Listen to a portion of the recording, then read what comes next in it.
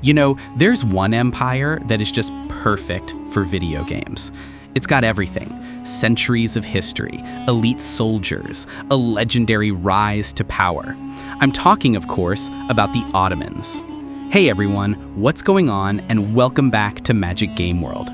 Today, we're diving deep into the games that let you take command of the magnificent Ottoman Empire. We're covering everything from its mythological origins to its absolute military peak and even its dramatic final days. All right, so where do we even begin this story? You know what? Let's start with The Last Stand. Let's start at the very end, with Battlefield 1. Look, this isn't some huge strategic overview. You are on the ground, in the mud, fighting for every single yard.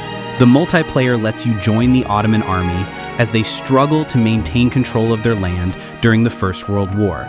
You're defending the cliffs at Gallipoli, you're battling over desert railway lines. The atmosphere is just unmatched. It's less about strategy and everything about intense personal survival. And speaking of that frontline realism, you have to keep an eye on the upcoming game Gallipoli. This is coming from the developers who made the hyper-realistic Verdun and Tannenberg, so you know this one is going to be incredibly authentic and brutal. A whole tactical shooter dedicated to the Middle Eastern front. I mean, sign me up. I cannot wait to experience that desperate defense. Now, if you're like me, maybe you don't want the story to end in World War I. Maybe you want to rewrite history. Well, that's where Hearts of Iron 4 comes in. In the base game, Turkey is secular, but with the right DLC, you can choose a political path to literally bring the Sultan back, reforge the Ottoman Empire, and take on the rising threat of the European powers using tanks and planes. It's a fantastic political sandbox.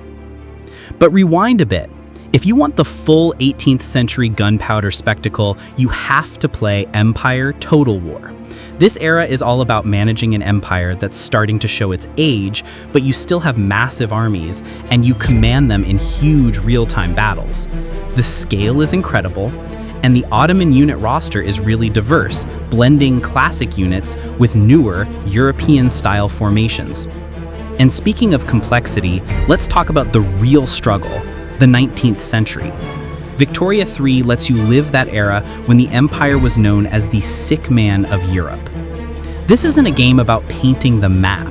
This is about reform. Can you industrialize? Can you manage your crushing debt?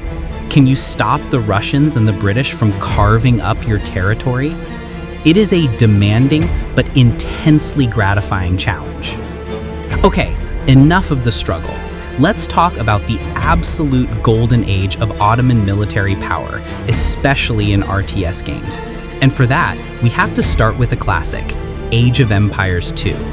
The Turks here are the original gunpowder civilization. Forget the swords and bows, you are here to bring the artillery. Their Janissaries are brutal, and their Bombard cannons are just a true terror on the battlefield. Pure power. So, if AoE 2 gave us the power, Age of Empires 3 gave us the Empire's economic engine. Their ability to produce settlers automatically for free means you can build an unstoppable economic machine faster than anyone else. That allows you to fuel an equally huge army led by the iconic Great Bombards. It's just an absolute rush to play. And if you want the most modern take on that RTS power fantasy, you have to check out Age of Empires 4. The Ottomans here are designed around this amazing military school system that produces units for free over time. You literally build this military-industrial complex that just starts churning out an army for you. It feels incredible to build up this inevitable wave of elite Janissaries and massive Great Bombards to just overwhelm your opponent. It's a fantastic design. Now, let's zoom out from the RTS arena entirely. Playing as Suleiman in Civilization VI is just pure military fun. The entire civilization is built to dominate warfare and conquest. They get incredibly powerful unique units, and their bonuses for siege units mean you can tear down an enemy's city walls faster than any other faction.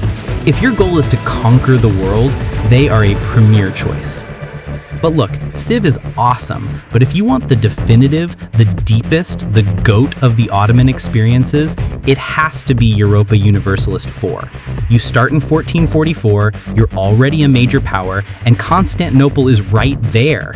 You have insane military bonuses, a massive expansion tree, and the scope to dominate 3 continents for centuries. Honestly, it doesn't get any better or deeper than this. So, we've seen the end, we've seen the peak, but how did it all begin? We can find the answer in Medieval II Total War. Here, you play as the Turks, the Seljuk Sultanate that came before the Ottomans. You get to live that military evolution firsthand, starting as a nomadic power, dominating with horse archers, and slowly evolving into the powerful gunpowder empire we know, getting access to the very first Janissaries. And finally, if you want to go all the way back, before the empire, before even the sultanate, to the man himself, there's Ertuğrul of Ulukayin.